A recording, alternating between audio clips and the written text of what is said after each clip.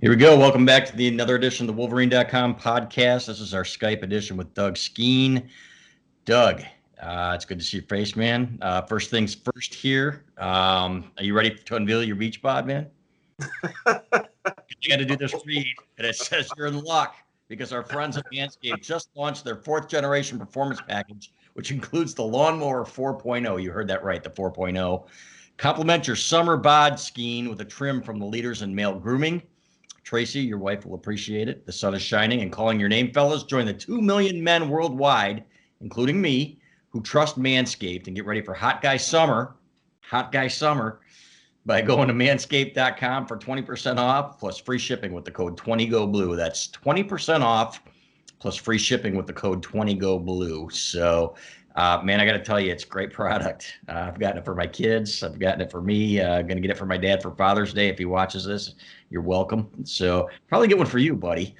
So, and your wife can thank you later. So it is really a great product. So, all right, let's talk. First things first, man. Heard you on the Huge Show the other day. You did a great job as always, talking about Dr. Anderson. And I think there were a few people who kind of misunderstood what you were saying.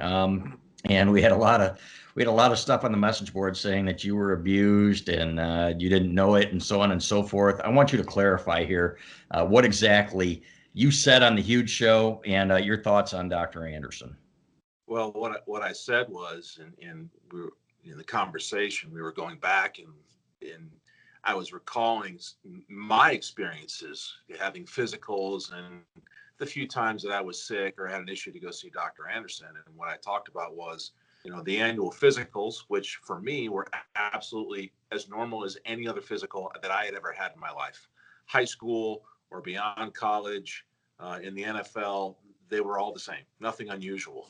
But I did share a story once about how I think I had gone for the flu or something, and I went to see Dr. Anderson, and I ended up getting another hernia exam at the same time, which I thought was a little unusual, but it was the same hernia exam. It wasn't anything unusual other than the timing of it. So as I look back and I thought to myself, well, maybe that was unnecessary for sure because it was within the same calendar year as I had already gotten a physical. But for me, I don't look back on that, and I didn't feel like I was a victim. I didn't feel that way at the time. I don't feel like that way now.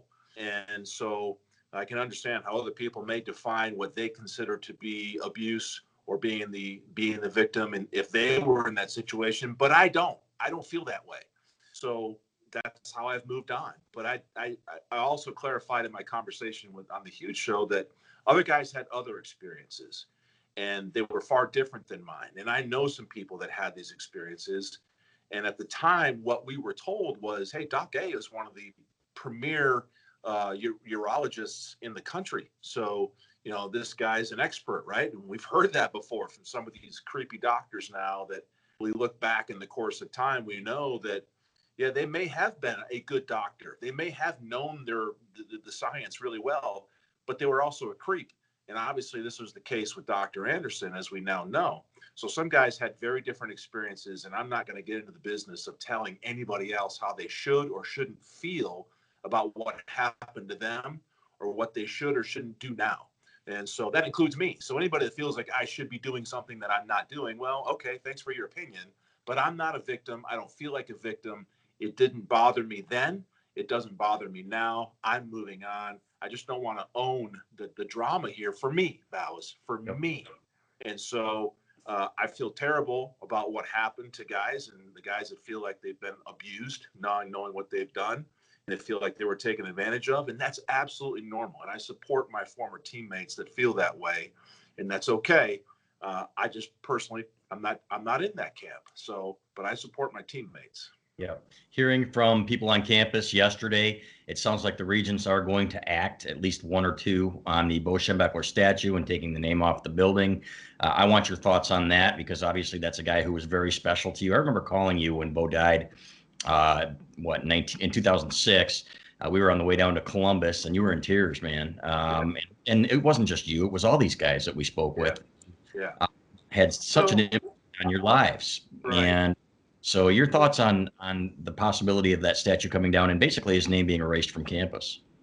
It's real for me. It's disappointing, and what I know now as a 51-year-old is different than what I knew as a 21-year-old. So I have a little bit different perspective now, but I still have an enormous amount of gratitude and thankfulness for the opportunity in which Bo Schembechler gave me, and the impact and the course direction of my life because of the chance I was given at Michigan and the opportunity that I got a chance to be a part of those team coaches and the guy positive way. And the things I learned from watching and being around him and his coaches, many of whom I still keep in contact to this day, still has had a positive impact on my life and a positive impact on my children and a positive impact on hopefully my coworkers and other things that I do in my life. Those are the things that I hold most dear from my time of being exposed and being around Bo Schembechler. Now, I also said in the interview with Huge, and I've told people that ask me all the time, what's going on with this Doc A thing? How do you feel about the Bo thing?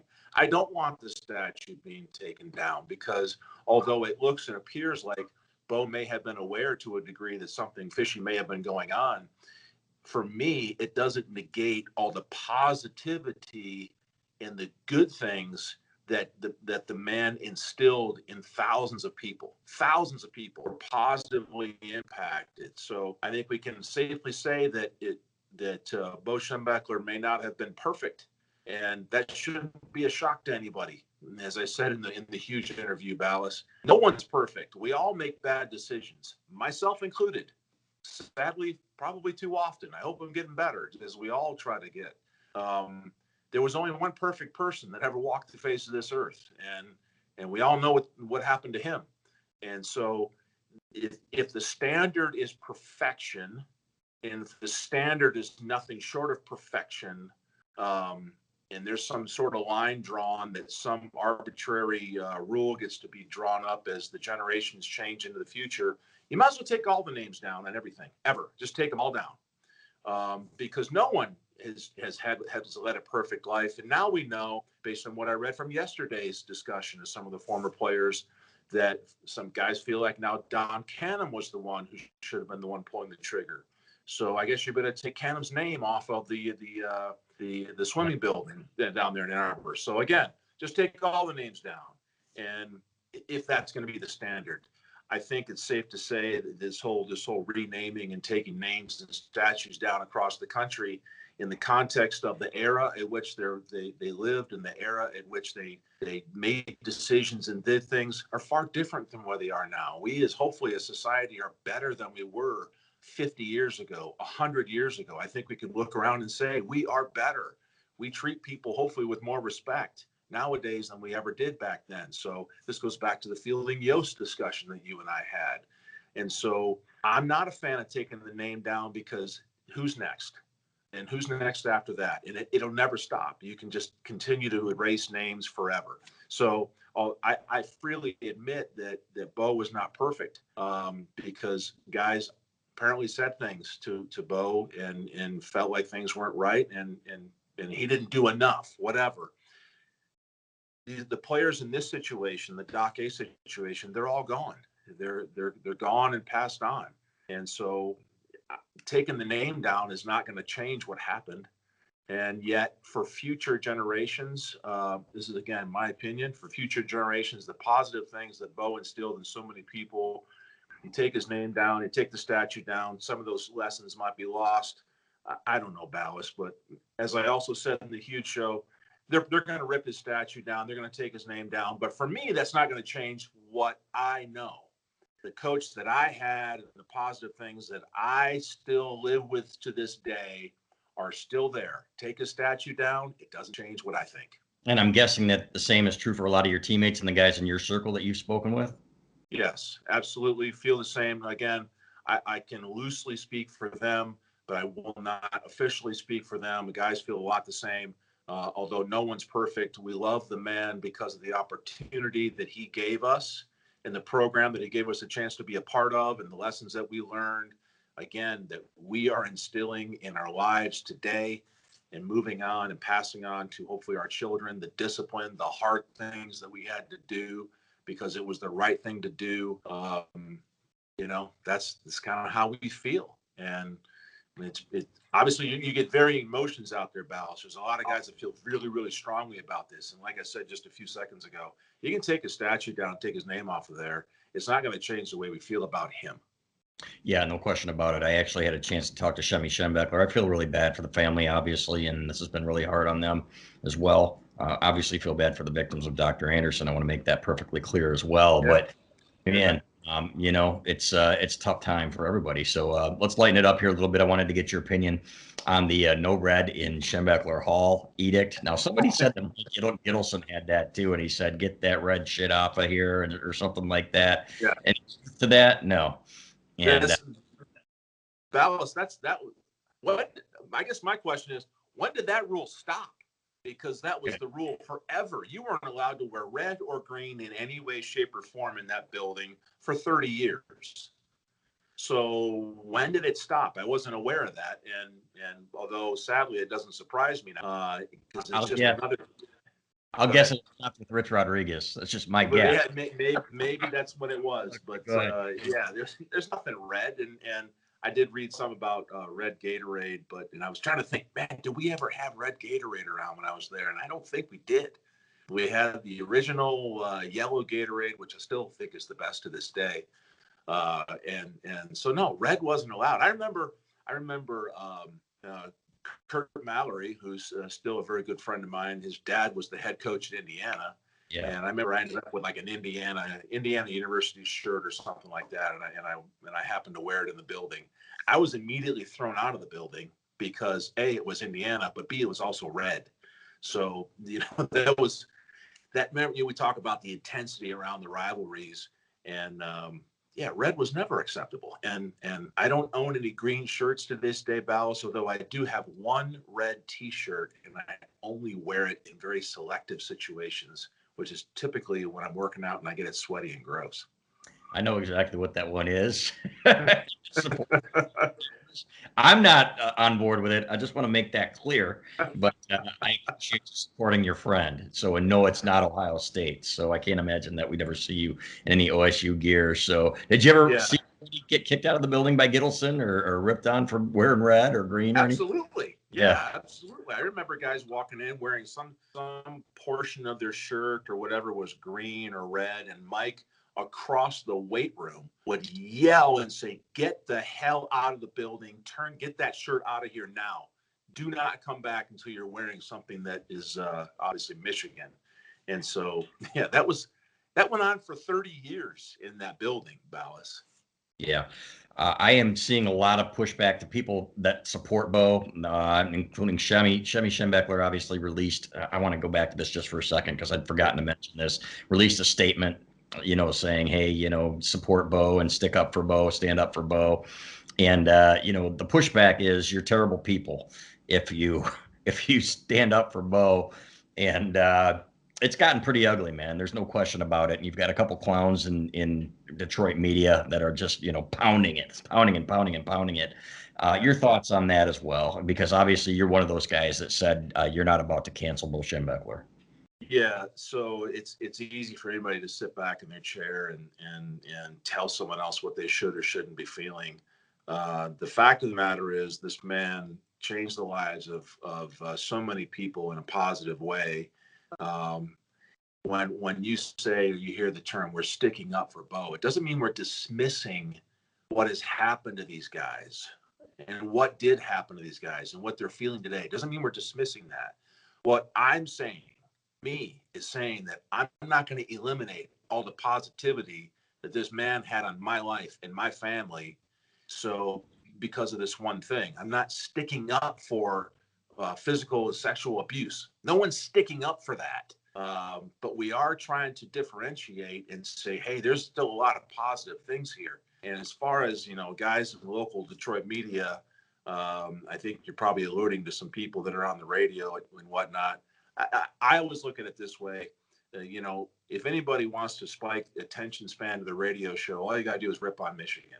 and you're going to get a reaction, right? Because that's what they do. They push buttons on people, so you get interaction, you get listening, you get your ratings up, and you can charge more ad time. That's a small microcosm of what the general media does, right? We got to push buttons on people so we can get them to watch, and then we can charge more for our ad time. And this is what we do. Hopefully, Balas, you and I are providing more objective content here so that when your sponsors are running ads on our podcasts and stuff like this, it's because we're telling the truth and we're being honest with each other here. We're not just pushing buttons for the sake of pushing buttons. I think you and I have done a good job of that over the years, I hope. And so I don't feel any different now. So these guys that want to, get up on top of their soapbox and point the finger and tell me that I'm doing something wrong for doing so, whatever. I don't care what you have to think. This guy had a personal relationship with me, and I'll forever hold on to that. And I also understand that no one was perfect. Yeah, without a doubt. Real quick, again, call to action. Get 20% off and free shipping with the code 20GoBlue at manscaped.com. 20% off plus free shipping with the code 20GoBlue at manscaped.com. Escape the shrubs and weeds this summer and shine with Manscaped, Skene. So, again, I'm going to do Tracy a favor and I'm going to hook you up, man. So, let's talk a little bit about what's going on in the building this summer. First of all, this distraction, will this be something that these guys is this going to be something that affects them, in your opinion, as they prepare for the season? Yeah, I hope not. This football team, this program's up enough against enough challenges of their own without this. I wouldn't think that it would. You and I were talking the other day, Ballas, and now for these young men in the building and on the team now, Coach Schembechler is, a historical figure, a lot like when I was there. Fielding Yost was a historical figure that you knew about because of the presence in and around the building, and you saw some of the old film, and you knew some of the history and the success that the football team had because of him.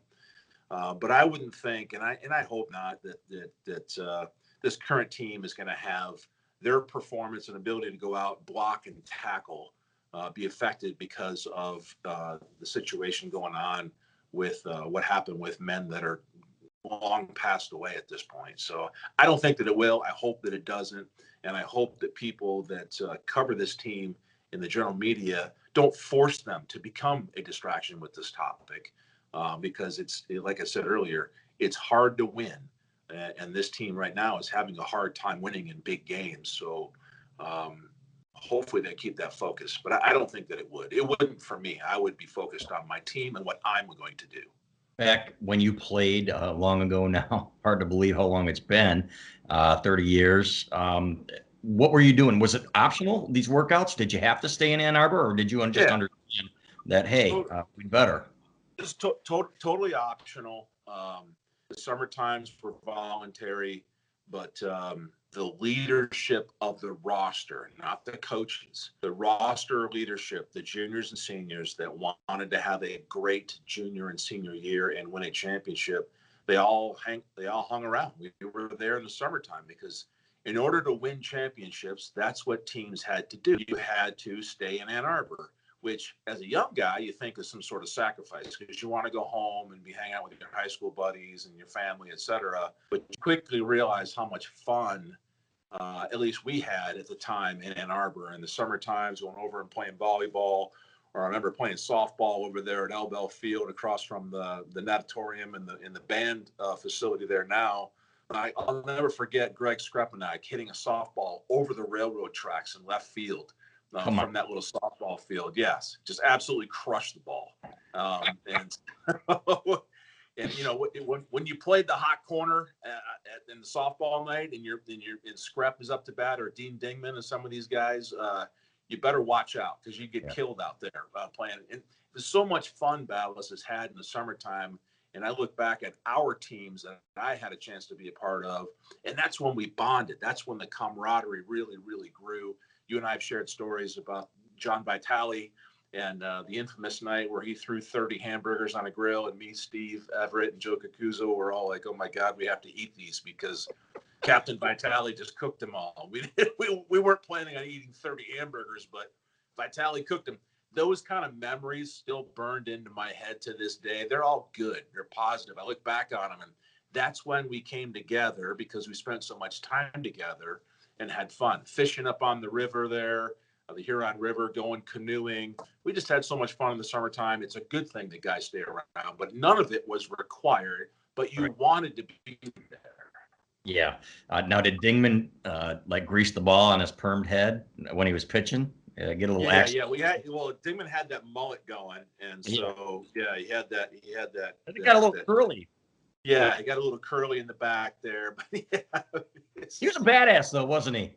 Yes, absolutely he was, and one of the strongest guys I ever seen push weight around a weight room. And you get these football players, and people don't realize you get these guys outside of a football field on a volleyball court or a bowling alley or on a softball field or playing wiffle ball or basketball or a golf course. Or a golf course, the mentality stays the same. You desperately want to win and beat your opponent. So we did all these things, and we still do them today. We're just much, much older, Balas. We don't move quite as fast. Yeah, I saw the late Ben Huff hit a golf ball about 400 yards once on the golf course. And I remember seeing Leroy Horde, believe it or not, way back in the day after he got drafted. It was the day after he got drafted, I believe, and he was wearing his Cleveland Browns gear after he got drafted by the Browns. And this guy's taking it pretty seriously, man. So it's in you, man. When you want to be the best at football, you want to be the best at everything else, man. At everything. You just want to win at everything. Glenn Steele is one of the best golfers that you would never think of. Yeah. Apparently Steele, and I don't know how much Glenn plays anymore, but I know he was a single-digit handicap and like a low single-digit handicap, and that was a common knowledge thing, but you wouldn't know that in the media guide at the time. But this is, again, voluntary stuff, but looking back on it, those were some of the most important times as a team, and you're also getting in the best shape of your life going into the season so that when that fall camp starts, you're ready to go. And so I don't know what the numbers are here this summer for the team to be in Ann Arbor, but I'm guessing if this team's going to have a chance to do the things they want to do, they better have all their leaders in town developing themselves and developing the younger guys they're going to need to play really well. It does bother me that you don't drink on the golf course. I think that's an unfair advantage. And maybe you take it just a little bit too seriously, See, but now you know why. Right. I can't do it. So you guys, you and Huge get into the beer and the White Claws and on the golf course. What's a White Claw? Yeah, sure, Balas. And I'll have a beer after I'm done when I'm looking at my scorecard and I'm below 80. That's the goal. When you win, exactly. Yeah, gotcha. Okay. What's your biggest concern about this team this fall, man? I'm looking at the roster, and I was looking at Washington's roster. Man, that's a pretty loaded roster, and I know that they struggled a little bit offensively last year. The Pac-12 has generally been underrated at times. Everybody looks at them and scoffs at them, yet it's historically been really hard for the Big Ten to beat the Pac-12, to be honest. And so they have athletes. Yeah. My biggest concern is there's two things that are so close. Number one, the interior of our defensive front. If we can't be stout up the middle of the defense, we're going to have problems everywhere else. And I think we got a chance to be decent on the edge with Hutch, and we got some talented guys in the backfield there with Daxton Hill at safety. I think there's some things to look for. But none of it matters if you're not strong up the middle, because offenses will just gut you. They'll just gut you. And if you can't stop it, you're in trouble. But right behind that concern is, what are we going to do offensively to get these guys into a rhythm and have an offense with some different tempos and some different abilities to put pressure on a defense? And I've talked about this multiple times, Balas, looking back into last year's offense, I thought was so basic and so easy to defend. We can look at the details as to why, the quarterback play, et cetera. That makes it even more complicated. But assuming we have good quarterback play, assuming we get good offensive line play, and our wide receivers are getting separation and making catches, the offense itself and what we're going to do concerns me based on what I saw a year ago with the same sort of cadence in the play clock usage. The ball was snapped about or same every time, so a defense can get used to jumping your snap count. We're not using the cadence in the snap of the ball to our advantage. How much we're able to adjust at the line of scrimmage. How much are we trying to get a defense to show its cards before the snap? changing the play at the line of scrimmage, letting that quarterback make decisions out there. The way the offense is constructed and ran concerns me based on what I saw a year ago. Yeah, without a doubt. And the quarterback play, obviously, is where it starts, man. It's time. It is time to get that elite quarterback play back in Ann Arbor. And of course, a lot of that is dependent upon what happens in front of him. I thought Wilton Spate took a step back because of the line in front of him, frankly. You always talk about getting hit and how that affects a quarterback's confidence early in a game. I think Wilton Spate is exhibit A of that. This is a guy that I never thought would take a meaningful snap at Michigan, exceeded expectations, got hurt because the guys in front of him didn't do their job. Same thing with Brandon Peters, who got pummeled against Wisconsin. That just can't happen. So hopefully Sharon Moore does a good job with the guys up front. And I think there's a lot of talent there. I really do. It's just a matter of putting it all together. So he's Doug Skene. Skene, I appreciate your time as always, my friend. We'll do it again in a couple of weeks, and I look forward to seeing you on the golf course. All right. Thanks, Balas. Go Blue.